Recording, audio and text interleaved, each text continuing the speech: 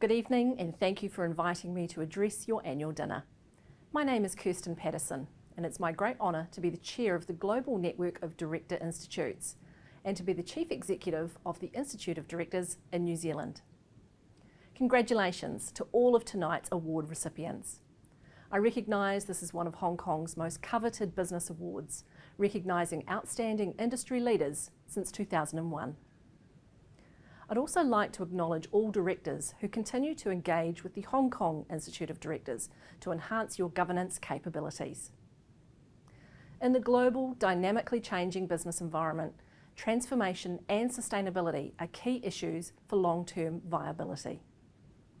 It was a great honour to be appointed chair of the Global Network of Directors Institutes at our meeting in London in July. The GNDI is a network of leading director institutes, established in 2012 to foster closer cooperation between its members. The global program of reciprocity helps directors and their boards to access director resources from around the world. GNDI comprises 24 institutes, representing more than 150,000 directors and other governance professionals, including here in my own country, New Zealand, and of course Hong Kong, represented by CEO Dr. Carly Tsui.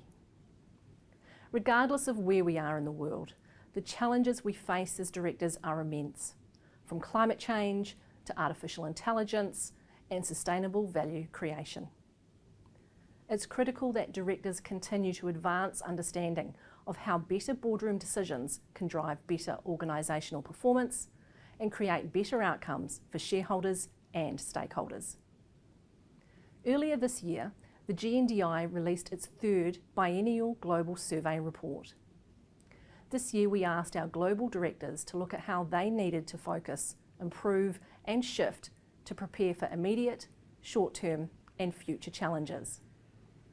2/3 of directors said long-term robust strategy was the most critical priority to support organisational success. Alongside this, we know directors are facing more short-term pressures than ever. But the focus on long-term sustainability is a key part of the value that good governance provides organisations. The need to rethink board structures also featured strongly, including consideration of technological advancements, diversity and inclusion, skills gaps and succession planning, as well as the need for directors to upskill. Board evaluations were seen as a critical tool for supporting governance improvements, and a lack of formal board performance evaluations will increasingly become less acceptable. These evaluations were considered a key tool for improving board norms and practices, as well as performance. Other key areas of improvement included the need to enhance strategic dialogue, both within the boardroom, but also between governance and management, acknowledging the need to engage in robust discussion and challenge. Good quality reporting from management was also considered critical for good decision making, with boards seeking to improve their analysis and decision making processes, including also through the use of data analytics. Despite growing risk, regulatory focus and reporting requirements, climate change was considered more of a future focus. But it was recognised that to set your organisation up for long-term success, you need to be doing the work now. With the increased focus by investors, insurers, regulators, shareholders and stakeholders on climate change mitigation and adaptation, the future is now. The Hong Kong Institute of Directors is a member of the Climate Governance Initiative, which currently has 30 national chapters in over 70 countries, including here in New Zealand. The initiative mobilises boards around the world to address climate change in their businesses, equipping members with the skills and knowledge needed to make climate a boardroom priority. The Climate Governance Initiative Hong Kong community is committed to reaching out to directors with the objective of advancing knowledge, motivating action and propagating board practice in climate governance. With the need for upskilling identified in the GNDI survey, it's encouraging to see how well subscribed Hong Kong's Certificate in Sustainability Leadership has been. Climate change and the dependency organisations have on natural resources such as water and land is a critical challenge for directors, the organisations they govern and the communities they serve. From Hong Kong's Climate Action Plan 2050 to international initiatives such as the Task Force on Climate-Related Financial Disclosures and International Sustainability Standards Board, increased market awareness, the wider scope of sustainability requirements and convergence in reporting standards will continue to propel demand for integrated sustainability solutions. Rising sea levels, increasingly warm temperatures and projections of stronger typhoon intensity are all impacting life and business in the region. Just think back to the recent 1 in 500 year rainstorm that pummeled Hong Kong. And the Hong Kong Observatory reporting 2022 was among the 6 warmest years since records began in 1884.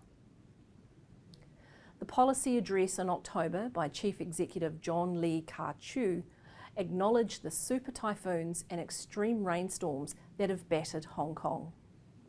While the policy address noted the importance of scaling up the capability to cope with extreme weather events, as directors, we know that we also have to be proactive, not just reactive. We need to mitigate, adapt and transform, and we need to be leading the bold and brave conversations. As with all challenges that directors face, there are risks and opportunities, and navigating these is some of the value that directors add to their organisations. The theme of your symposium in September was Transform for a Better Tomorrow, the same theme as this year's awards. The symposium touched on some of the pivotal challenges: digital transformation, economic outlook, and sustainability. This theme picks up on so many threads for directors: the bold moves that need to be made to disrupt our own business models, to do things differently so that we can have a more sustainable future, but also the need to transform what we do in the boardroom and how we do it. Speaking at the symposium, the guest of honour, the Financial Secretary, said, and I quote, "We envision Hong Kong to be an international green technology and green finance centre."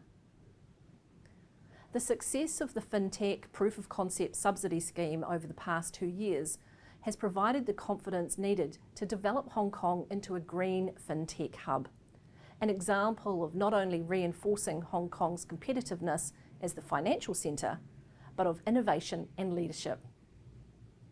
A poll conducted during the symposium of the over 200 directors and corporate leaders in attendance found 55% had either started or were actively engaged in digital transformation, and that 42% had a good sustainability strategy in place. To transform Hong Kong, boards need to take the steps to transform, but we know that the steps towards the future can be eclipsed by the short-term pressures that can feel somewhat overpowering. However, 35% of boards said they were geared for the next 3 to 5 years, and 33% are addressing priorities for the next 2 years. Ultimately, the role of the Board of Directors is to add value by bringing the wider perspective, focusing on the long term, managing the risks and capitalising on the opportunities to give businesses life, not just now, but for the future. Once again, congratulations to all of the award nominees and the award recipients this evening. Thank you for everything you do to work towards ensuring excellence in governance. Have a wonderful evening.